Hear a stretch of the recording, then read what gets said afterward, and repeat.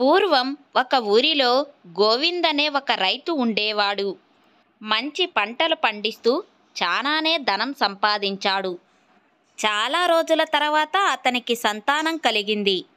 కవల పిల్లలు జన్మించారు. అందులోనూ ఒకరు అబ్బాయి, ఒకరు అమ్మాయి. అబ్బాయి పేరు సూరి, అమ్మాయి పేరు సుమతి అని పెట్టుకున్నారు. పిల్లలిద్దరినీ అల్లారు ముద్దుగా పెంచుతున్నాడు. అలా కాలం గడుస్తుంది. ఇద్దరు పిల్లలు పెద్దవాళ్ళు అయ్యారు. పెళ్లి వయసు వచ్చింది. ఆ తండ్రి కూతుర్ని ధనవంతుడి ఇంటికి కోడలుగా పంపాలని అనుకున్నాడు. దాని ప్రకారమే అందరికీ చెబుతూ ఉండేవాడు. పక్క ఊరిలోనే పెద్ద వ్యాపారి అయిన ధనవంతుడు ఉన్నాడని తెలుసుకొని ఆ ధనవంతుడు కుమారుడితో తన కూతురి వివాహం తన స్తోమతకి మించి చేస్తాడు. ఆ వివాహం చేసిన తర్వాత అన్ని కానుకలు ఇచ్చి తన కూతురుని అత్తగారింటికి పంపుతాడు. ఇక ఆ తర్వాత ఆ రైతుకు కొన్ని రోజులకే అనారోగ్యం కలుగుతుంది. కొడుకు వెంటనే వైద్యుణ్ణి పిలిపించి వైద్య పరీక్షలన్నీ చేపిస్తాడు. రైతును పరీక్షించిన ఆ వైద్యుడు చాలా పెద్ద జబ్బు వచ్చిందని, చాలా డబ్బులు ఖర్చు చేయవలసి వస్తుందని చెప్పాడు. అది విన్న కొడుకు చాలా బాధపడతాడు. ఇంటిలో ఉన్న డబ్బు మొత్తం వైద్యం కోసం ఖర్చు చేసేశాడు. అయినా కూడా తండ్రి ఆరోగ్యం మెరుగుపడలేదు. తన తండ్రిని ఎలాగైనా కాపాడుకోవాలని ఉన్న భూమిని కూడా అమ్మేస్తాడు. అయినా కూడా ఏం లాభం లేకపోయింది. ఇక అతని వద్ద ధనం కూడా లేదు. పేదవాడిగా మారిపోయాడు. వేరే వాళ్ళ దగ్గర కూలి పనికి వెళుతూ కుటుంబాన్ని పోషిస్తున్నాడు. ఒకరోజు ఆ తండ్రి కొడుకును దగ్గరికి పిలుచుకొని ఇలా అంటున్నాడు. నాయనా, నువ్వు నా కోసం ఎన్నో ప్రయత్నాలు చేశావు. అయినా కూడా ఏ మార్పు రాలేదు. ఇక నుంచి నా గురించి ఏం ఆలోచించకుండా నీ భవిష్యత్తు గురించి ఆలోచించుకో. నేను ఈ రోజు కాకపోతే ఏదో ఒక రోజు మరణించవలసిందే కదా. నేను బ్రతికి ఉన్నప్పుడే నువ్వు పెళ్లి చేసుకో అని అంటాడు. ఇక సూరి బాగా ఆలోచించి తండ్రి చెప్పినట్టుగా వివాహం చేసుకోవాలని అనుకున్నాడు. కానీ ఇప్పుడు అతడు పేదవాడు. అతనికి పిల్లనివ్వడానికి ఎవరూ ముందుకు రావడం లేదు. ఆ భగవంతుడు దయ వలన చివరికి ఒక నిరుపేద అమ్మాయిని వివాహం చేసుకున్నాడు. ఇక వివాహం జరిగిన కొన్ని రోజులకే తండ్రి మరణిస్తాడు. ఇప్పుడు అతనికి తండ్రి లేడు, ఆస్తులు కూడా లేవు. కటిక పేదరికంలోకి వెళ్ళిపోయాడు. ఎలాగో తన తండ్రి అంత్యక్రియలు పూర్తి చేస్తాడు. అందరికీ భోజనాలు ఏర్పాటు చేశాడు. తన తండ్రి అంత్యక్రియలకు వచ్చిన చెల్లి సుమతి తన అన్న పేదరికాన్ని చూసి సరిగ్గా అతనితో మాట్లాడడం లేదు. ఏమీ మాట్లాడకుండానే తన అత్తగారింటికి పోయి ఇలా ఆలోచిస్తుంది. మా అన్న చాలా పేదవాడు అయ్యాడు. తినడానికి సరిగ్గా తిండి కూడా లేదు. సరైన బట్టలు కూడా లేవు. ఈ సమయంలో మా ఇంటికి అస్సలు పిలవకూడదు. ఒకవేళ అతను ఇక్కడికి వస్తే అందరి ముందు నా పరువు పోతుంది. అలా అనుకొని తన అన్నతో మాట్లాడమే మానేసింది. ఇలా సంవత్సరాలు గడిచిపోయాయి. ఇటు చెల్లెలకి కుమారుడు పుట్టి అతడికి వివాహం వయసు కూడా వచ్చేసింది. అతడి వివాహం ఒక ధనవంతుడు కూతురుతో జరగబోతుంది. అప్పుడు సుమతి అత్తామామలు ఆమెను పిలిచి, చూడు, వివాహానికి మన బంధువులందరూ వస్తున్నారు. మీ అన్నను కూడా వివాహానికి ఆహ్వానించు, మరచిపోవద్దు అని అంటారు. దానికి ఆమె కూడా సరే పిలుస్తాను అని అంటుంది. అత్తామామలు తన అన్నని పిలవమని చెప్పినా చెల్లెలకు మాత్రం అన్నను పిలవడం అసలు ఇష్టమే లేదు. అతను ఇక్కడికి వస్తే ఇంత పేదరికం నుండి ఇక్కడికి వచ్చావా అని నన్ను హేళన చేస్తారు. అందుకే మా అన్నను పిలవను అని అనుకునింది. అటు సూరికి తన మేనల్లుడు వివాహం గురించి వేరే వాళ్ళ ద్వారా తెలిసింది. అతనికి చాలా సంతోషం కలిగింది. వెంటనే ఆ విషయాన్ని తన భార్యకి చెప్పి వివాహానికి ముందే వెళ్దాం అని అంటాడు. అప్పుడు అతని భార్య, నీకు ఆహ్వానం వచ్చిందా లేదా మీ చెల్లి వచ్చి చెప్పిందా అని అడుగుతుంది. అప్పుడు సూరి, నాకు ఆహ్వానం రాలేదు. కానీ ఈ విషయం నాకు వేరే వాళ్ళ ద్వారా తెలిసింది. అయినా ఆహ్వానం రాకపోతే ఏమైంది? తను నా చెల్లెలు, తను నా మేనల్లుడు. మనమిద్దరం వెళ్దాం. అని అంటాడు. అప్పుడు అతని భార్య, చూడండి, వాళ్ళు మనకి ఎంత దగ్గర బంధుత్వమైనా మనం మాత్రం పిలవకుండా వాళ్ళింటికి వెళ్ళకూడదు అని అంటుంది. అప్పుడు ఆ భర్త, చూడు, వాళ్ళు ధనవంతులు, అందరినీ పిలవడంలో నన్ను మరిచిపోయి ఉంటారు. లేదా వాళ్ళు ఆహ్వానం పంపినా మనకు అందలేదు ఏమో. నువ్వు ఏమీ ఆలోచించకుండా అక్కడికి వెళ్ళడానికి అన్నీ సిద్ధం చేయు అని అంటాడు. అప్పుడు ఆ భార్య, చూడండి, మీరు వెళ్ళాలనుకుంటే వెళ్ళండి, నేను మాత్రం ఆహ్వానం లేకుండా నేను రాను అని అంటుంది. అప్పుడు ఆ భర్త, సరే అయితే నువ్వు ఇంట్లో పిల్లలతో కలిసి జాగ్రత్తగా ఉండు. నేను ఒక్కడినే వెళ్ళి వస్తాను. నేను కూడా వెళ్ళకపోతే మీ పుట్టింటి నుండి ఒక్కరు కూడా రాలేదా అని అందరూ మా చెల్లెల్ని తిడతారు అని అంటాడు. అప్పుడు సూరి వేరే వారి దగ్గర ధనం అప్పుగా తీసుకొని తన చెల్లెలు తన మేనల్లుడు కోసం మంచి ఖరీదైన బట్టలు తీసుకుంటాడు. ఇక ఆ బట్టలు తీసుకొని నడుచుకుంటూ చెల్లెలి ఇంటికి చేరుకొని ద్వారం వద్ద నిలబడ్డాడు. చాలాసేపటి తర్వాత సుమతి తన తోడుకోడలు అతన్ని చూసి గుర్తుపట్టింది. వెంటనే ఆమె సుమతి వద్దకు వెళ్ళి, మీ అన్నయ్య ద్వారం దగ్గరికి వచ్చి నీ కోసం ఎదురు చూస్తున్నాడు అని చెప్పింది. ఆ మాటలు విన్న సుమతి, మా అన్న ఏ విధంగా ఉన్నాడు? మంచి బట్టలు నగలు వేసుకున్నాడా? చూడడానికి దర్జాగా కనిపిస్తున్నాడా అని అడుగుతుంది. అప్పుడు సుమతి తోడుకోడలు, లేదు, మీ అన్న పాత బట్టలు వేసుకొని వచ్చాడు, ఏ బంగారు ఆభరణాలు వేసుకోలేదు, అతను నీకోసమే ఎదురు చూస్తున్నాడు అని చెప్పింది. అది విన్న సుమతికి చాలా కోపం వచ్చింది. ఆమె ఎవ్వరికీ కనబడకుండా తన అన్న దగ్గరికి వెళ్ళింది. చెల్లెల్ని చూడగానే అన్న చాలా ఆనందిస్తాడు. వెంటనే సుమతి తన అన్నను వెంట పెట్టుకొని ఎవ్వరూ చూడకుండా తన ఇంటి వెనకాల ఉన్న చిన్న గదిలోకి తన అన్నను తీసుకువెళ్ళి అతనితో ఇలా అంటుంది, అన్నా, నీకు ఆహ్వానం పంపలేదు కదా, నువ్వు ఎలా వచ్చావు అని అతనితో అంటుంది. చెల్లమ్మ, నా కోసం ఆహ్వానం పంపడం మరిచిపోయావా? నేను వేరే వాళ్ళ దగ్గర తెలుసుకొని నీకోసం నా మేనల్లుడు కోసం కొత్త బట్టలు తీసుకువచ్చాను అని అంటాడు. అప్పుడు సుమతి, నువ్వు ఇలా చిరిగిపోయిన పాత బట్టలు వేసుకొని ఇక్కడికి వస్తే అప్పుడు నిన్ను చూసిన వారంతా ఇతను మీ అన్నయ్యనా అని నన్ను అడిగితే నా పరువు పోతుంది, నాకు ఇక్కడ విలువ ఉండదు, అందుకే నీకు ఆహ్వానమే పంపలేదు, అయినా కూడా నువ్వు వచ్చేశావు అని అంటుంది. అతని చెల్లెల నోటి వెంట ఇటువంటి మాటలు విని అతని గుండె బరువెక్కిపోయింది. చెప్పలేనంత బాధ కలుగుతుంది. తన చెల్లెలని క్షమించమని వేడుకుంటాడు. చెల్లమ్మ, నా వల్ల నీ విలువ తగ్గుతుందని నేను అనుకోలేదు. నా భార్య కూడా చెప్పింది, కానీ నేనే ఆమె మాటలు పట్టించుకోలేదు. అమ్మా, ఇప్పటికైతే నన్ను క్షమించు. ఇక ఎప్పుడూ కూడా మీ ఇంటికి రాను.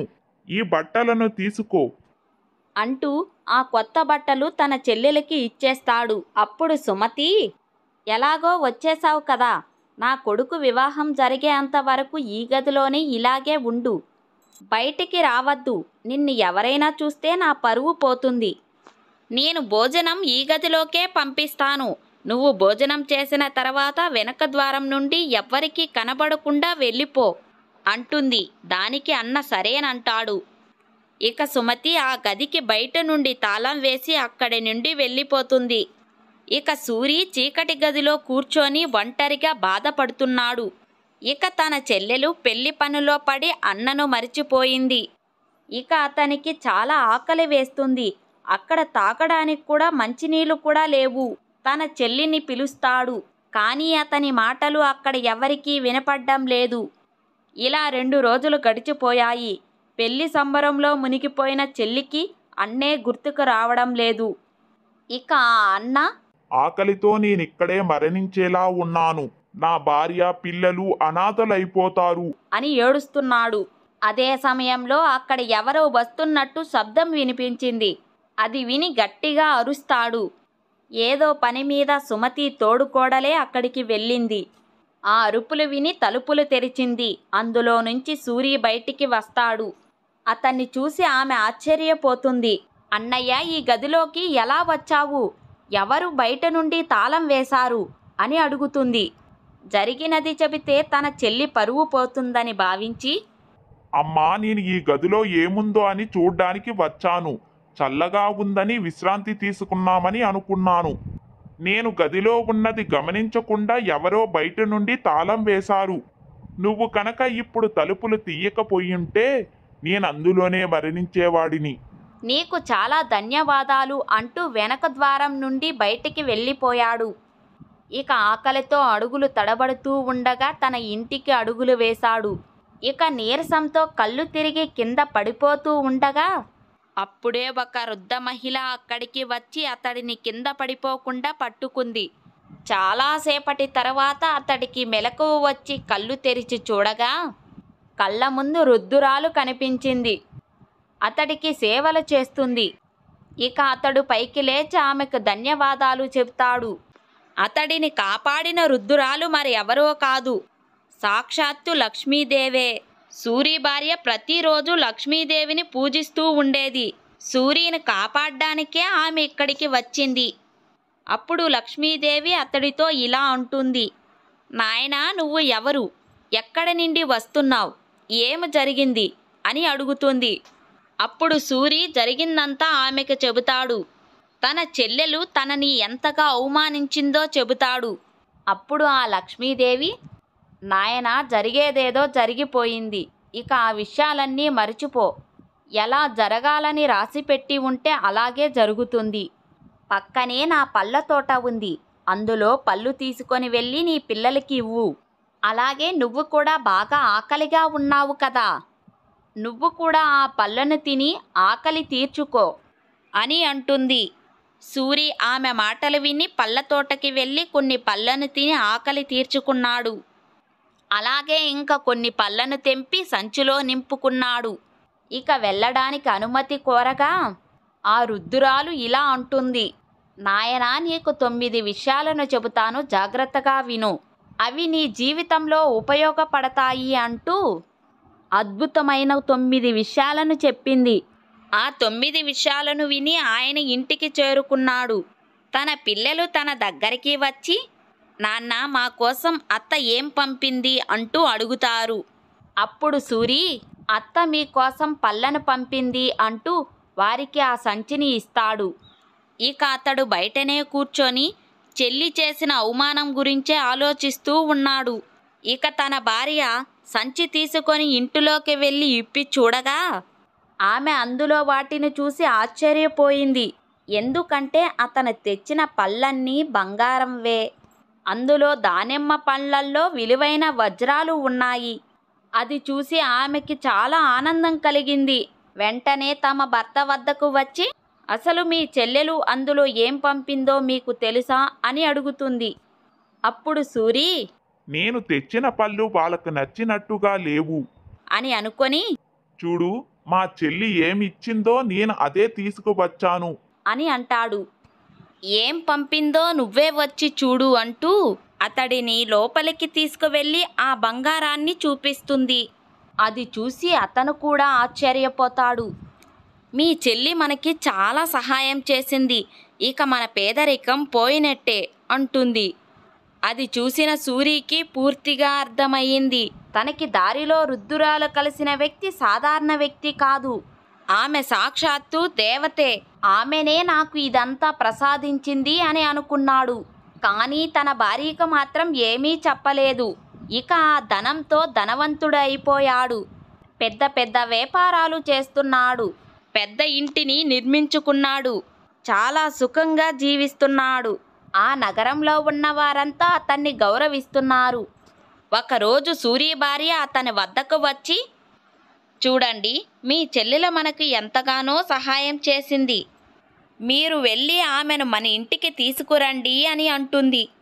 భార్య మాటలు విన్న సూరి, సరే తీసుకువస్తాను అని చెప్పి తన చెల్లెల ఇంటికి బయలుదేరాడు. ఇంటికి చేరుకొని ద్వారం వద్ద నిలబడిపోయాడు. తోడుకోడలు చూసి వెంటనే సుమతి వద్దకు వెళ్ళి, మీ అన్నయ్య వచ్చాడు అని చెబుతుంది. అప్పుడు సుమతి, నాకు ఏ అన్నయ్య లేరు, సరిగ్గా చూసి వచ్చావా అని అంటుంది. అప్పుడు తోడుకోడలు, మీ అన్న ముందు వచ్చినట్టుగా ఇప్పుడు రాలేదు. ఒక మహారాజులాగా రథంలో వచ్చారు. అతని వెంట చాలా పనివాళ్ళు ఉన్నారు. నువ్వు ఒక్కసారి వెళ్ళి చూడు అని అంటుంది. తన తోడుకోడల మాటలు నమ్మకుండా చాటుగా ద్వారం వైపుకి వెళ్ళి తొంగి చూసింది. మహారాజులాగా వచ్చిన అన్నను చూసి ఆశ్చర్యపోయింది. అరే, మొన్నటి వరకు మా అన్న పేదరికంలోనే ఉన్నాడు కదా, ఇప్పుడు మహారాజులాగా దర్జాగా వచ్చినట్టు ఉన్నాడే అని అనుకుంటుంది. వెంటనే అన్న వద్దకు వెళ్ళి ఎంతో ప్రేమగా లోపలికి తీసుకువస్తుంది. గొప్పగా అందరి ముందు మర్యాదలు చేయడం మొదలుపెట్టింది. అన్నా, నన్ను క్షమించు, నా వల్ల నువ్వు చాలా కష్టాలు అనుభవించావు అని అంటుంది. చెల్లెల మాటలు విన్న సూరి, చెల్లమ్మా, నువ్వేమీ బాధపడకు, జరిగిందంతా మరిచిపో. నేను నిన్ను ఇంటికి తీసుకుపోవడానికి వచ్చాను అని అంటాడు. ఇక చెల్లి సంతోషంగా అన్నతో పుట్టింటికి బయలుదేరింది. ఇంటికి చేరుకోగానే అంత పెద్ద ఇంటిని చూసి ఆశ్చర్యపోయింది. నా అన్న చాలా ధనవంతుడయ్యాడు, అతని దగ్గర చాలా ధనము ఉంది, ఇక నాకు మంచి మంచి కానుకలు ఇస్తాడు అని అనుకునింది. ఇక సూరి భార్య ఆమెకి ప్రేమగా సేవలు చేస్తుంది. ఈ ధనమంతా అతని చెల్లె ఇచ్చిందని అనుకుంటుంది తన భార్య. అందుకే అంత ప్రేమగా సేవలు చేస్తుంది. ఇలా 7 రోజులు గడిచిపోయాయి. సూరి భార్య తన వద్దకు వచ్చి, చూడండి, మీ చెల్లి రేపు అత్తగారింటికి వెళ్ళిపోతుంది, ఆమె కోసం ఏదైనా కానుక తీసుకురాపోండి అని అంటుంది. భార్య మాటలు విన్న సూరి అక్కడ నుండి చెప్పులు కుట్టే వ్యక్తి దగ్గరికి వెళ్ళి, అన్నా, నా చెల్లెల కోసం మాట్లాడే చెప్పులు తయారు చెయ్యాలి. ఆమె నడుస్తుంటే మాట్లాడాలి.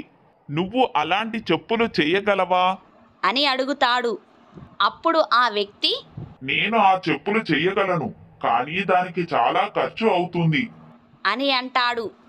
అప్పుడు సూరి, డబ్బులు ఎంత ఖర్చైనా పర్వాలేదు, మా చెల్లి నడుస్తుంటే అందరికీ వినిపించేలాగా ఈ 9 విషయాలు మాట్లాడాలి అంటూ వృద్ధ రూపంలో ఉన్న లక్ష్మీదేవి చెప్పిన 9 విషయాలను ఆ చెప్పులు కుట్టే వ్యక్తికి ఇలా చెబుతున్నాడు. అందులోని మొదటి మాట, ఎంత ధనమున్నా మానవత్వం లేని అజ్ఞానులు పేదరికం అంచులోకి వెళ్తారు.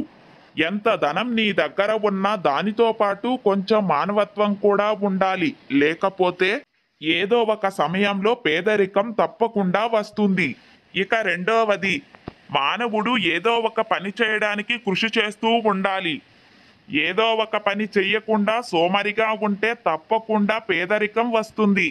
ఇక మూడవది, ఎప్పుడూ కూడా మనం ఏదో ఒక పని చేస్తున్నప్పుడు దానికి ఉన్నత స్థానానికి చేరుకునేలా ప్రయత్నించాలి.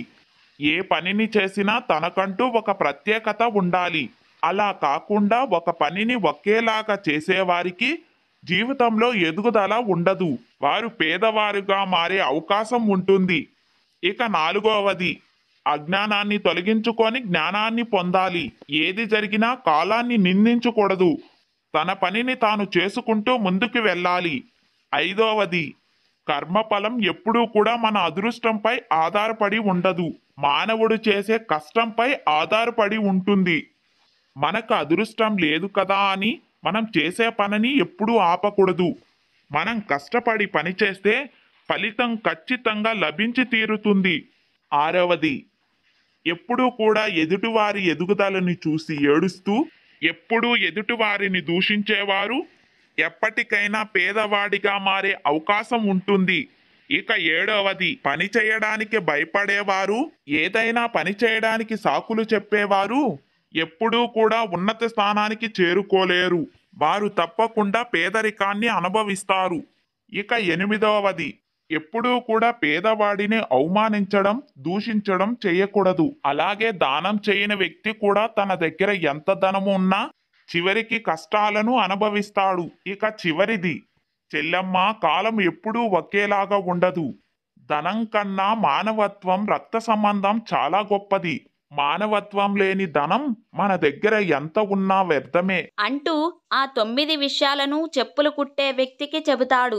ఈ 9 మాటలు వింటే మా చెల్లెలి అహంకారం పోయి తన తప్పు తను తెలుసుకుంటుంది అంటాడు. ఇక అతను చెప్పినట్టే మాట్లాడే చెప్పులు తయారు చేస్తాడు. అవి బంగారంతో, వజ్రాలతో మెరిసిపోతున్నాయి. వాటిని తీసుకువెళ్లి తన చెల్లెలికి కానుకగా ఇస్తాడు. బంగారు చెప్పులను చూసి ఆమె చాలా సంతోషిస్తుంది. ఇక ఆ మరునాడు ఉదయమే తన అత్తగారింటికి ఆ చెప్పులు తీసుకొని వెళ్ళిపోయింది. అప్పుడు అత్తగారి ఇంటివారు, మీ ధనవంతుడైన అన్న నీకు ఏమి కానుక ఇచ్చాడు అని అడుగుతారు. అప్పుడు సుమతి తన అన్న ఇచ్చిన బంగారు చెప్పులని చూపిస్తుంది. చూడండి, మా అన్న బంగారు చెప్పులను కానుకగా ఇచ్చాడు అని అంటూ వాటిని కాలకు వేసుకొని నడుస్తుంది. ఆమె అడుగులు వేయగానే గట్టి గట్టిగా అరుస్తూ ఆ 9 విషయాలు చెబుతాయి. ఇక చివరి విషయంగా, చెల్లమ్మ, కాలం ఎప్పుడూ ఒకేలాగా ఉండదు. ధనం కన్నా మానవత్వం, రక్త సంబంధం చాలా గొప్పది. మానవత్వం లేని వద్ద ధనం ఎంత ఉన్నా వ్యర్థమే. అంటూ ఆ చెప్పులు 9 విషయాలను చెబుతున్నాయి. ఆ మాటలు విన్న ఆమెకు అందరి ముందు చాలా సిగ్గు వేసింది. తన అన్నకు తను చేసిన అవమానాన్ని తలుచుకొని బోరున ఏడుస్తుంది. అప్పుడు అందరూ ఏం జరిగిందని అడుగుతారు. అప్పుడు సుమతి తన అన్నకు చేసిన అవమానం గురించి చెబుతుంది. నాకు ధనం ఉందని అహంకారంతో మా అన్నను అవమానించాను. నాకు చాలా బాధగా ఉంది అంటూ ఏడుస్తుంది. ఏడుస్తున్న సుమతిని ఓదారుస్తూ తోడుకోడలు ఇలా అంటుంది. చూడు, జరిగిందేదో జరిగిపోయింది. ఇక దాని గురించి మర్చిపో. ఇక ముందు అలా జరగకుండా చూసుకో. ఎవరైతే ధనం ఉందని గర్వపడతారో వారి ఇంట్లో ఎప్పుడూ కూడా లక్ష్మీదేవి ఎక్కువ కాలం ఉండదు. ఏ ఇంట్లో అయితే స్త్రీలను అవమానిస్తారో ఆ ఇంట్లో కూడా లక్ష్మీదేవి ఉండదు.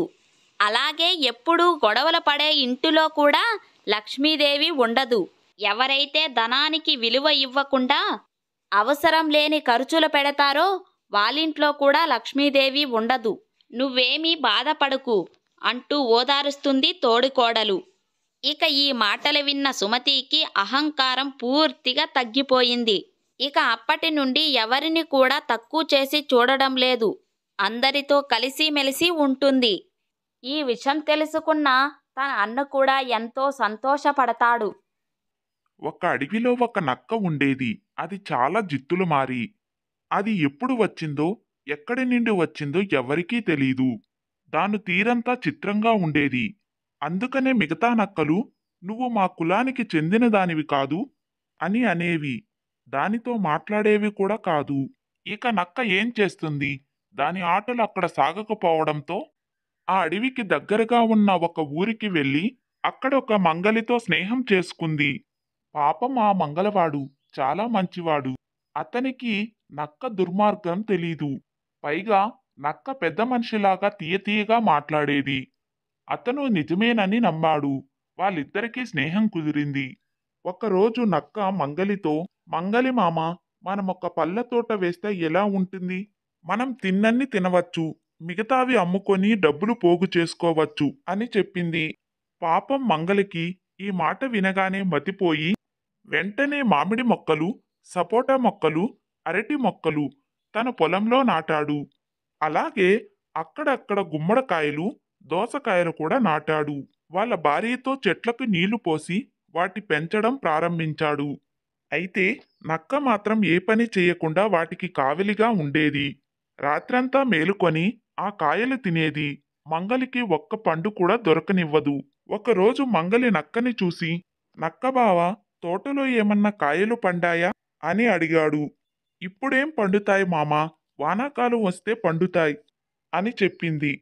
పాపం ఆ మంగలి నమ్మేసి వానాకాలం వచ్చిన తర్వాత మళ్ళీ అడిగాడు. వానాకాలం వచ్చినప్పుడు ఏం పండుతాయి? చలికాలం వచ్చినప్పుడే పండుతాయి అని నక్క చెప్పింది. చలికాలంలో మంగలి అడిగితే, పిచ్చివాడా, చలికాలంలో కాయలు ఏమైనా పండుతాయా? ఎండాకాలం రావాలి అని చెప్పింది. అలాగే మంగలికి ఏదో ఒక సాకు చెప్పి తోటలోని కాయలన్నీ తినేసింది. కొన్ని నెలల తర్వాత ఎండాకాలం వచ్చింది.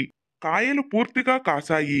అప్పుడు నక్క మిగతా నక్కలతో చుట్టరికం కలుపుకోవాలని నిర్ణయించుకుంది. వాటిని విందుకు పిలిచింది.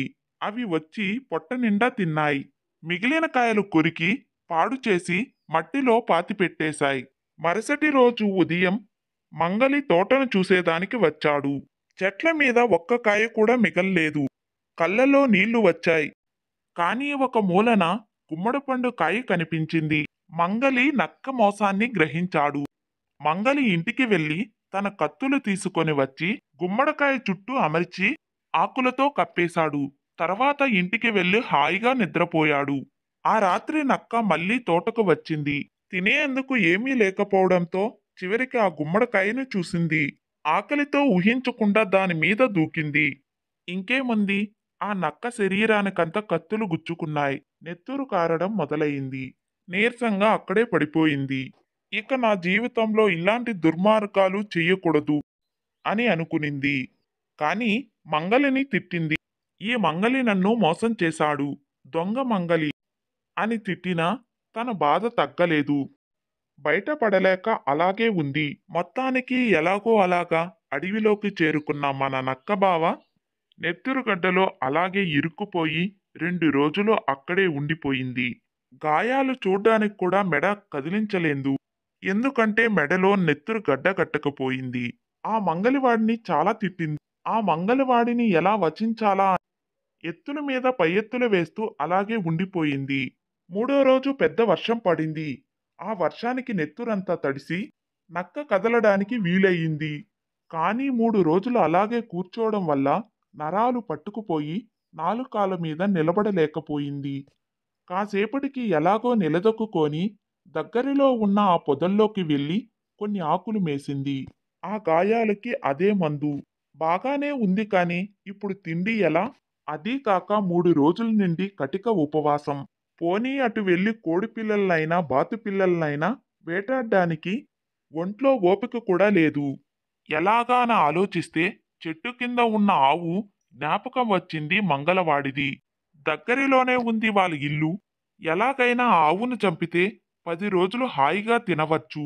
ఇలా ఆలోచిస్తూ ఉండగా ఆ దారిన తోడేళ్ల దంపతులు వచ్చాయి. నక్కకు ఒక ఉపాయం వచ్చింది.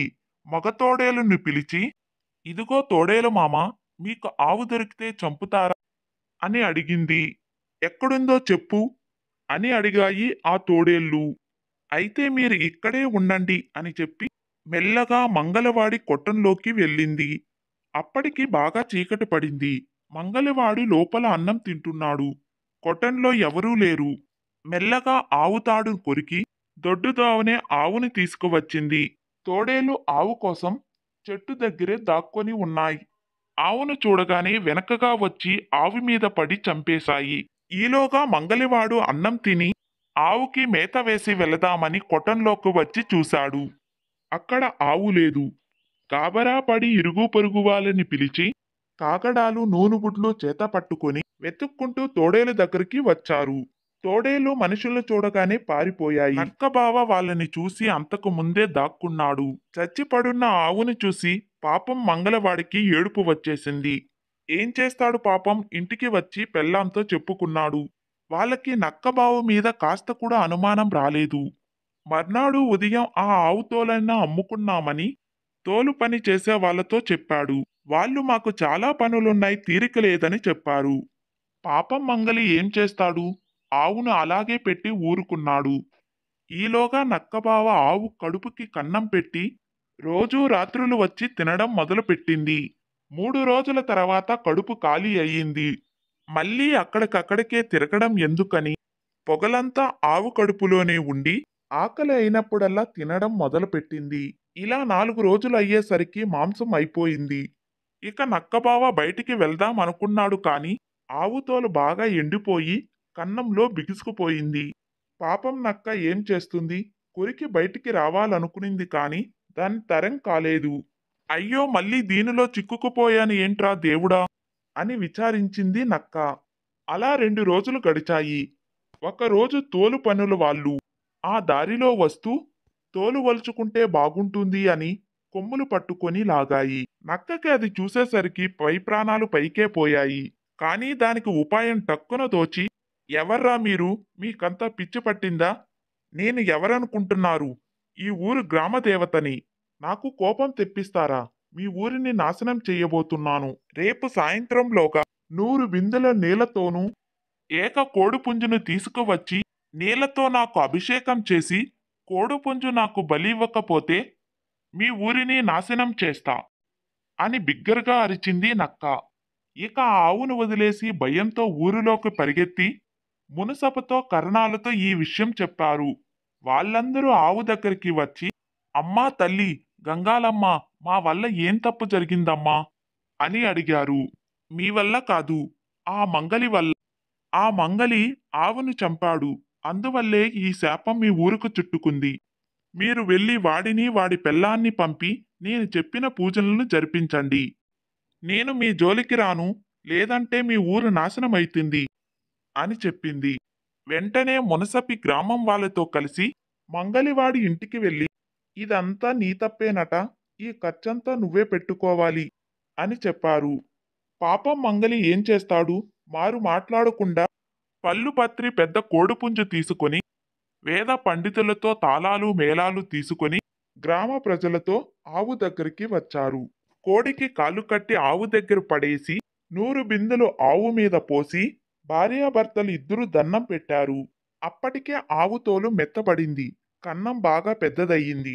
నక్క ఒక్క దూకులో బయటికి దూకి కోడిపుంజిని నోటికి కరుచుకొని ఒకటే పరుగు. అదంతా చూసి గ్రామస్తులు మంగలి మీద చాలా జాలేసింది. తలా కాస్త డబ్బులు ఇచ్చి ఇంకో ఆవును కొనుక్కోమన్నారు. ఆ రకంగా మన జిత్తుల మారి నక్క తప్పించుకుంది. ఆ నక్క భరతం పట్టాలనుకున్న ఆ మంగలివాడు ఎలాగైనా సరే తన చోటు తెలుసుకుంటే తప్ప తన కోపం చల్లారేటట్టు లేదు. అందుకోసం అడవిలోకి మంగలిపోయి అక్కడక్కడ ఉచ్చులు బిగించి వచ్చాడు. పాపం నక్కకి ఆ విషయం తెలియదు. ఎత్తుకు వచ్చిన కోడిపుంజును ఆరగించి నక్కబావ పొదల చాటున సుఖంగా నిద్రపోయింది. తిరిగి చీకటి పడే సమయానికి లేచింది. మళ్ళీ ఆహారం కోసం వెతుక్కుంటూ వచ్చి మంగలి వేసిన ఉచ్చులో పడిపోయింది. తలవని తలంపుగా నక్కబావకి మళ్ళీ ఆపద వచ్చింది. ఈ ఆపద నుంచి బయటపడడం ఎలాగో నక్కబావకి ఏమీ దోచలేదు. ఉచ్చును వదిలించుకోవడానికి నక్క జిత్తులేమీ పనిచేయలేదు. తెల్లవారగానే మంగలి వచ్చి ఒక్కొక్క ఉచ్చును చూసుకుంటూ వచ్చాడు. ఆఖరికి నక్క చిక్కిన ఉచ్చు కనిపించింది. ఆ మంగలిని చూడగానే నక్కబావకి పై ప్రాణాలు పైకే పోయాయి.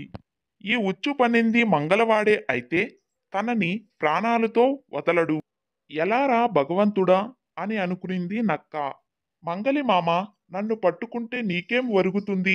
వాళ్ళెవరో నా మీద చెప్పిన చాడీలు విని ఇంత పని చేస్తావా అని అడిగింది నక్క. నువ్వు పచ్చి దొంగవు, నా ఆవును చంపించావు. నిన్ను పట్టి నీ చర్మం ఒల్చేయకపోతే నేను మంగలినే కాదు అని అన్నాడు. జరిగిపోయిందేదో జరిగిపోయింది, ఇంక ఎన్నటికీ నీ జోలికి రాను, నన్ను వదిలేయి అని నక్క బ్రతిమలాడింది. నీ డొక్క చీల్చేశాక వదిలేస్తా అని చెప్పి మంగలి నక్కబావు ఉచ్చును విడిపించి ఒక గోనులో వేసుకొని దాని మూతిని గట్టిగా బిగించి ఆ మూటని భుజాన వేసుకొని మంగలి ఇంటికి వచ్చాడు. ఆ గోనిని ఒక పక్కగా పడేసి మంగలి పెళ్ళాన్ని పిలిచి, ఈ గోను జాగ్రత్తగా చూస్తూ ఉండు అని చెప్పి కత్తి కోసం తోలు పని చేసే వాళ్ళ ఇంటికి వెళ్ళాడు. ఆ గోనులో ఏమున్నదో మంగలి పెళ్ళానికి తెలియలేదు.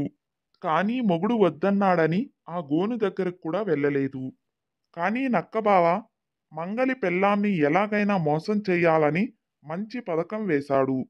మంగలి వదిన, ఈ గోను మూతిని గట్టిగా బిగించు అని అడిగింది నక్కబావ. మంగలి పెళ్ళాం ఉలిక్కిపడి, ఎవరి నువ్వు అని అడిగింది. నేనొక గంధర్వుడిని, నాకు శాపం వల్ల భూలోకానికి వచ్చాను. మంగలి అన్నయ్య ఈ గోనులో పెట్టి నదిలో పడేస్తే నేను మళ్ళీ మా లోకానికి వెళ్ళిపోతాను. మా లోకానికి వెళ్ళే అంతవరకు నన్నెవరూ చూడకూడదు. నన్నెవరైనా చూశారనుకో వాళ్ళు అప్సరసలు అయిపోతారు. అందుకని ఈ గోని మూతి గట్టిగా బిగించు అని అడిగింది నక్కబావ. మంగలి పెళ్ళాంకి అప్సరస అయిపోవాలని ఆశ పుట్టింది. అందుకని వెంటనే ఆ గోని సంచి మూతి విప్పేసింది. వెంటనే నక్క గోనులో నుంచి బయటపడి పిక్క బలం కొద్దీ కాలుకి బుద్ధి చెప్పి వేగంగా అరణ్యంలోకి వెళ్ళిపోయింది. కత్తి పట్టుకొని వచ్చి మంగలి ఆ గోను చూస్తే ఇంకేముంది, ఆ గోను ఖాళీ. నక్క దారిన నక్క పోయింది. దిగులు మొహంతో భార్య కనిపించింది. మంగలి పెళ్ళాన్ని పట్టుకొని చావతన్నాడు. నక్క బావను పట్టుకొని హతమార్చందే నిద్రపోను అని మళ్ళీ శపథం చేశాడు. నక్కబావ అక్కడక్కడ తిరుగుతూ దొరికింది తింటూ కాలక్షేపం చేసింది. ఒకరోజు నక్కబావ దారిన పోతుండగా ఒక గుడిసె కనిపించింది. ఆ గుడిసె ఒక నిరుపేద బ్రాహ్మణుడిది. ఆ బ్రాహ్మణుడికి 7 ఆడపిల్లలు. ఆ బ్రాహ్మణుడు నిరుపేద కావడం వలన ఒక్క కూతురుకు కూడా పెళ్లి చేయలేకపోయాడు. బ్రాహ్మణుడు అతని భార్య మాట్లాడుకోవడం నక్కబావకి వినిపించింది. ఏ జన్మలో ఏ పాపం చేశామో ఇంతమందిని కన్నాం, ఒక్క పిల్లకు కూడా పెళ్లి చేయలేకపోయాం. పెద్దవాళ్ళం ఆకలితో ఉన్నా కనీసం ఒక్క పూటైనా పిల్లలకి అన్నం పెట్టలేకపోతున్నాం అని బ్రాహ్మణుడు భార్య అంటే, 7 పిల్లలకి అన్నం పెట్టడం నా వల్ల కాదు, వాళ్ళకి సంబంధాలు తీసుకురావడం అసలే చేత కాదు. దారిన పోయే నక్కకో కుక్కకో ఇచ్చి వీళ్ళందర్నీ పెళ్లి చేసేస్తాను అని ఆ బ్రాహ్మణుడు అన్నాడు. ఈ మాట విని నక్కబావకు చాలా సంతోషమయ్యింది. భార్యని సంపాదించుకోవచ్చు అని. మర్నాడు తెల్లారుజామునే బ్రాహ్మణుడు తలుపు తట్టి, ఏమయ్యా, నేను దారిన పోయే నక్కను, నాకు నీ కూతుర్నిచ్చి పెళ్లి చెయ్యి అని అడిగింది. నక్క మాటలకు బ్రాహ్మణుడు నిర్ఘాంతకుపోయాడు. రాత్రి విసుకులో అన్న మాటలు బ్రాహ్మణుడికి గుర్తులేవు. మా అమ్మాయిని నీకివ్వడం ఏంటి, నువ్వు మనిషివి కూడా కాదు, వచ్చిన దారినే వెళ్ళిపో, లేదంటే నీ కాళ్ళు విరగ్గొడతా అని బ్రాహ్మణుడు బెదిరించాడు. అయ్యో బ్రాహ్మణుడా, ఇంత పొద్దున్నే లేచి అంత పెద్ద అబద్ధం ఆడుతావా? నేనంటే జిత్తులు మారి నక్కను, నువ్వు మాట తప్పని బ్రాహ్మణుడివి. దారిన పోయే నక్కకైనా నీ కూతుర్నిచ్చి పెళ్లి చేస్తాను అని రాత్రి అనలేదా అని అడిగింది నక్క. అదేదో మాట వరుసకన్న మాట, అది నిజంగా తీసుకుంటారా? ఇన్నేళ్లు కనీ పెంచిన కూతుర్ని నక్కవాత ఏసేదా అని అడిగాడు ఆ బీద బ్రాహ్మణుడు. నీ కూతురి భారం ఇంకొకరి మీద పడడమే కదా నీకు కావలసింది, నక్కైతే నీకేం, మనిషైతే నీకేం అని అడిగింది నక్క. నా కూతుర్ని నేనే పోషించలేకపోతేమే, నువ్వేం పోషించగలవు అని అడిగాడు బ్రాహ్మణుడు. పెళ్ళాన్ని పోషించలేకపోతే పెళ్ళాడదామని వస్తానా అని అడిగింది నక్క. రాత్రి ఆడిన మాటను తప్పకుండా బ్రాహ్మణుడి పెద్ద కూతుర్ని నక్కకిచ్చి పెళ్లి చేశాడు. బ్రాహ్మణుడు కూతురు నక్కబావతో కాపురానికి వెళ్ళిపోయింది. కొద్ది రోజులు గడిచాయి. ఒక మనిషి తగ్గినప్పటికీ బ్రాహ్మణుడు కుటుంబం దరిద్ర బాధకు, ఆకలి బాధకు తట్టుకోలేకపోతున్నారు. బ్రాహ్మణుడు భార్యకు తన పెద్ద కూతురు మీద కొంచెం విచారం మొదలయ్యింది. అయ్యో, నా కూతురు బ్రతికి ఉండంగానే ఆ నక్కకి అప్పగిచ్చేశామే అని శోకాలు పెడుతూ బ్రాహ్మణుడికి చెప్పి ఏడుస్తుంది. మర్నాడు ఉదయమే బ్రాహ్మణుడు తన కూతురిని చూడడానికి ప్రయాణమయ్యాడు. తన మామ తన కోసం వస్తున్నాడని సమాచారం కనిపెట్టి నక్కబావ ఎదురొచ్చి బ్రాహ్మణుడిని ఒక రాయి మీద కూర్చోపెట్టి బాగోగులు అడిగింది.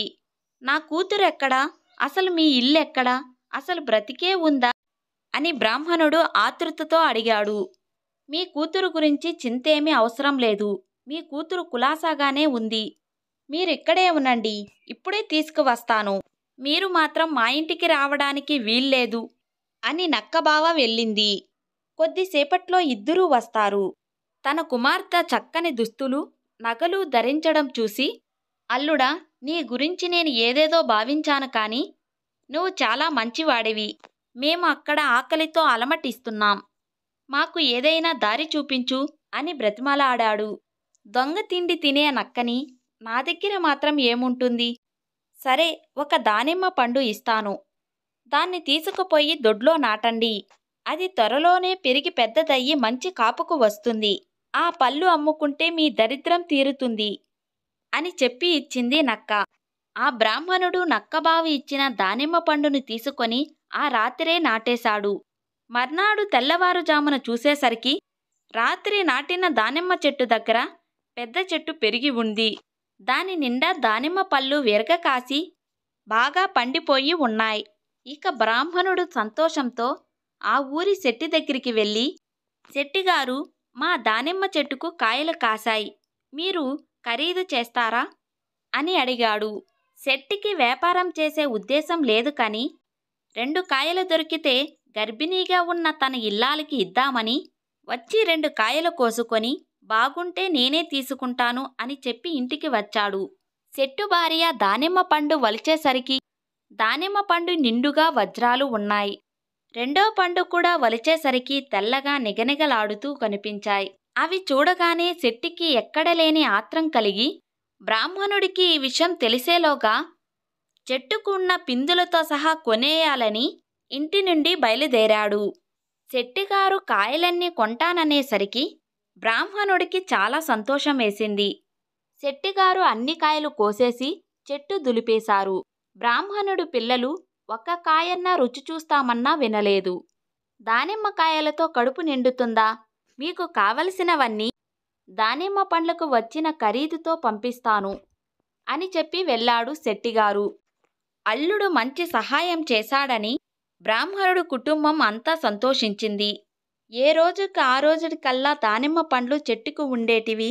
శెట్టుగారు వచ్చి దానిమ్మ పళ్ళు అన్నీ కోసుకొని పట్టుకుపోయి బ్రాహ్మణుడికి ఆ రోజుడికి సరిపడా ఆహారం పంపించేవాడు. ఇలా కొంతకాలం గడిచాక ఋతువు అయిపోయి దానిమ్మ చెట్టు పెద్దదైపోయి కాయలు కాయడం మానేసింది. శెట్టిగారు వజ్రాలతో శ్రీమంతుడయ్యాడు. బ్రాహ్మణుడికి మాత్రం ఎప్పటిలాగానే దరిద్రమే మిగిలింది. పిల్లలు మళ్ళీ ఆకలికి అలమటించసాగారు. ఒక్కరోజు ఆఖరి పిల్ల ఆకలికి ఉండలేక దానిమ్మ చెట్టుకు ఒక్కటైనా మిగిలి ఉందేమో అని వెతికితే 2 దానిమ్మ పళ్ళు ఆకున సందున కనిపించాయి. సంతోషంతో ఆ పిల్ల కోసి ఒలిచేసరికి వాటిలో దగదగా మెరుస్తూ రత్నాలు కనిపించాయి. ఈ సంగతి తెలిసి శెట్టిగారు తనని మోసం చేశాడని గ్రహించి శెట్టిగారింటికి బయలుదేరాడు బ్రాహ్మణుడు. నాకు ఒక్కరోజు సరిపడ సామాను ఇచ్చి నువ్వు రత్నాలు పోగు చేసుకుంటావా? నాకు ఇంత మోసం చేస్తావా అని కోపంగా అడిగాడు. నువ్వు ఏమంటున్నావో నాకు తెలీదు. నువ్వు ముందు బయటికి పో అని బ్రాహ్మణుడిని వీధిలోకి నెట్టాడు. అయ్యిందేదో అయిపోయింది. ఈ రత్నాలనన్నా అమ్మి సొమ్ము చేసుకున్నాం అని చెప్పింది బ్రాహ్మణుడు భార్య. సరేనని బ్రాహ్మణుడు రత్నాలను అంగవస్త్రంలో మూటకట్టుకొని షరావు దగ్గరికి వెళ్ళాడు. అన్ని రత్నాలు చూడగానే షరవుకి ఆశ పుట్టింది. దొంగ బ్రాహ్మణుడా, నా రత్నాలన్నీ కాజేసి నాకే అమ్ముతావా? ఎవరు దొంగలించారా అని నేను అల్లాడుతున్నాను. నీ పనేనా? పద రాజుగారి దగ్గరికి పోదాం అని దబాయించాడు. అయ్యో, అవి నా రత్నాలు మా దానిమ్మ చెట్టుకు కాశాయి అని చెప్పాడు. అక్కడ ఉన్న వాళ్ళంతా ఆ మాటలు విని నవ్వారు. ఆ మాట రాజుగారికి చెబుదువుగాని దానిమ్మ చెట్టుకు రత్నాలు కాశాయి అంటే ఎవరు నమ్ముతారు? నీలాంటి పేదవాడికి దొంగతనం చెయ్యకుండా ఇన్ని రత్నాలు ఎలా వచ్చాయి అని షరావు అడిగాడు. బ్రాహ్మణుడు నీరుగారిపోయాడు. రత్నాలు దానిమ్మ చెట్టుకే కాశాయని ఎలా రుజువు చేయగలడు? ఏం చేసేది లేక దుఃఖిస్తూ ఒట్టి చేతులతో ఇంటికి వచ్చాడు. ఎంత మోసం జరిగింది. పోనీలేండి, మళ్ళీ అల్లుడుగారి దగ్గరికి వెళ్ళి మాట్లాడండి. ఆయన ఏం సలహా ఇస్తాడో చూద్దాం అన్నది బ్రాహ్మణుడు భార్య. బ్రాహ్మణుడు తన అల్లుడు నక్కబావ దగ్గరికి వెళ్ళి, నీ ధర్మమా అంటూ రత్నాల దానిమ్మ చెట్టు ఇచ్చావే కాని నాతో ఆ రహస్యం చెప్పకపోతివి. నన్ను ఆ శెట్టి కంసాలి కలిసి ద్రోహం చేశారు. మళ్ళీ ఎప్పటిలాగే మేమంతా తిండికి అల్లాడవలసి వచ్చింది. నీకు పుణ్యముంటుంది. మాకు రత్నాలు వజ్రాలు ఏమీ వద్దు. తిండికి ఏ లోటు లేకుండా చూడు అని బ్రతిమిలాడుకున్నాడు. నక్కబావ ఆలోచించి, వాటి విలువ తెలియని మీకు ఉపకారం చేయడం నాదే తప్పు. ఈసారి ఈ పాత్ర పట్టుకెళ్ళండి. ఈ మూత తెరిచినప్పుడల్లా మీకు కావలసిన ఆహారము వంటకాలు సిద్ధంగా ఉంటాయి అని మామగారికి ఒక పాత్ర ఇచ్చింది. ఆ బ్రాహ్మణుడు సంతోషించి ఆ పాత్ర తీసుకొని ఇంటికి వెళ్ళాడు. పాత్ర మూత తెరవగానే అందులో కమ్మగా తయారైన కూరలు, పప్పులు, పచ్చళ్ళు అన్నీ సిద్ధంగా ఉన్నాయి. బ్రాహ్మణుడు సంసారానికి ఆకలి బాధ తీరింది. కొంతకాలం గడిచిన తర్వాత బ్రాహ్మణుడు భార్యకు ఒక ఆలోచన తట్టింది. మనకు లేనప్పుడు ఒకరికి పెట్టింది లేదు. అల్లుడుగారు దయవల్ల మనకింక తిండికి లోటు లేదు. ఇప్పుడైనా నలుగురిని పిలిచి అన్నదానం చేయకపోతే ఎలా అని వాళ్ళ మొగుడు చేత ఊరందరినీ భోజనాలకి పిలిపించింది. పేద బ్రాహ్మణుడు ఊరందరికీ సంతర్పణ చేస్తున్నాడు అంటే అందరికీ ఆశ్చర్యం కలిగింది. ధనికుల దగ్గర నుంచి అందరూ తేరగా తిన్నామని వచ్చారు. పొయ్యిలో నిప్పు రాజేయకుండా పాత్ర మూత తీసి ఊరందరికీ అన్ని రకాల వంటలతో కడుపు నిండా అన్నం పెట్టాడు బ్రాహ్మణుడు. అంతేకాక వచ్చిన వారందరికీ ఆ పాత్ర మహత్వం చెప్పి దాన్ని తనకిచ్చిన అల్లుడు గొప్పతనము కూడా అందరి ముందు పొగిడాడు.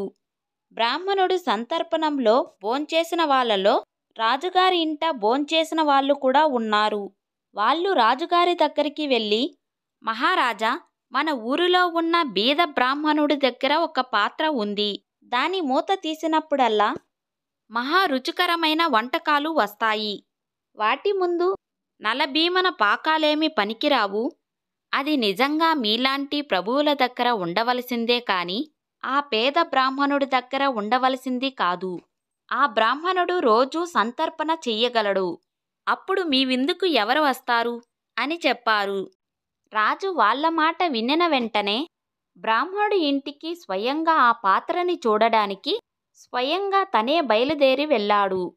విన్న దానిలో అబద్ధం ఏమీ లేదని తెలుసుకొని రాజుగారు తన నౌకర్ల చేత బ్రాహ్మణుడు దగ్గర ఉన్న ఆ పాత్రని తన వెంట తీసుకువెళ్ళాడు. మళ్ళీ బ్రాహ్మణుడు యథాస్థితికి వచ్చాడు. రెండో పూట తిండికి లేదు. ఊరిలో వాళ్ళకి సంతర్పణ చెయ్యమన్నందుకు తన భార్యని తిట్టాడు.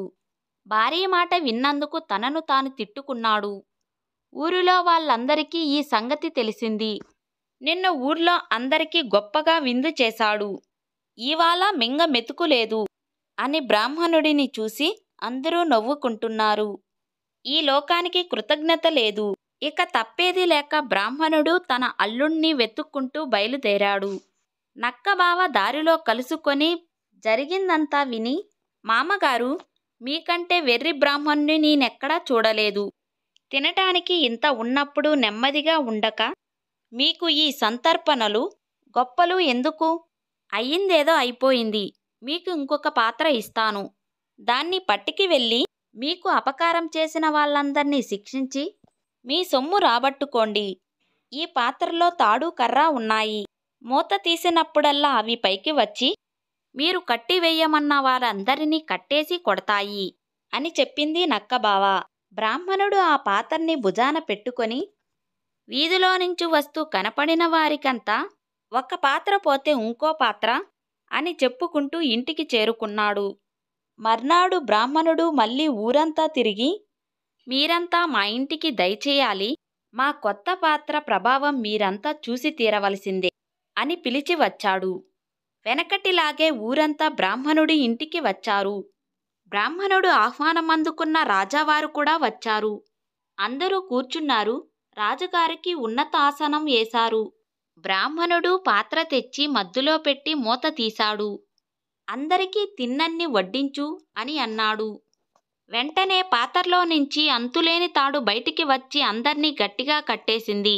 కర్ర బయటికి వచ్చి అందర్నీ చచ్చేటట్టు గట్టిగా కొట్టింది. అందరూ కుయ్యో మర్రో అని ఏడుస్తున్నారు. రాజుగారి వంతు వచ్చినప్పుడు బ్రాహ్మణుడు నా పాత్ర నాకు ఇస్తావా అని అడిగాడు. దెబ్బల బాధ తట్టుకోలేక రాజుగారు వెంటనే తన భటులతో చెప్పి బ్రాహ్మణుడికి ఇప్పించాడు. ఇప్పుడు ఆ శెట్టి వంతు వచ్చింది. కర్రను చూసి భయంతో బిగుసుకుపోయాడు. నా రత్నాలు రాసులు అన్నీ నాకు తిరిగి ఇచ్చేస్తావా అని అడిగితే, ఇచ్చేస్తాను బాబోయ్ అని ఏడ్చాడు. కంసాలను కూడా బ్రాహ్మణుడు శిక్షించి తనని దోచుకున్న వారికి, తనని చూసి హేళన చేసి నవ్విన వారికి కూడా బాగా బుద్ధి చెప్పాడు. బ్రాహ్మణుడు కష్టాలు తీరాయి. ఇప్పుడు బ్రాహ్మణుడు పూరి గుడిసెలో ఉండడం మానేసి అష్ట ఐశ్వర్యాలతో సంతోషంగా ఉన్నాడు.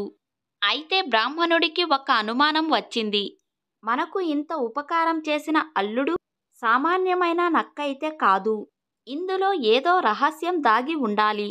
ముందు అదేందో తెలుసుకుందాం అని బ్రాహ్మణుడు కుటుంబంతో సహా నక్కబావ ఉండే చోటు వెతుక్కుంటూ బయలుదేరాడు.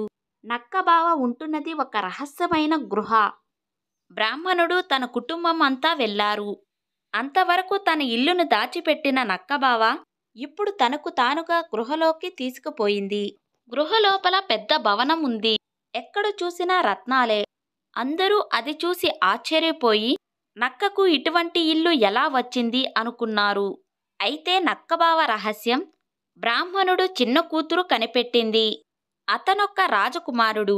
అతనికి నక్కలా సంచరించడం సరదా. అందుచేత తను బయటికి వచ్చినప్పుడు నక్క శరీరంలో పరకాయ ప్రవేశం చేసి తిరుగుతూ ఉంటాడు. తన గృహలోకి వెళ్ళినప్పుడు మామూలు మనిషి అయిపోయి నక్క శరీరాన్ని భద్రంగా దాస్తూ ఉంటాడు. అది కనిపెట్టి బ్రాహ్మణుడు చిన్న కూతురు తన బావగారు స్నానం చేస్తూ ఉన్న సమయంలో నక్క శరీరాన్ని కాల్చేసింది. మా కథ కనుక మీకు నచ్చితే లైక్, షేర్, సబ్స్క్రైబర్ చేసుకోండి. మరో మంచి వీడియోతో మళ్ళీ కలుద్దాం.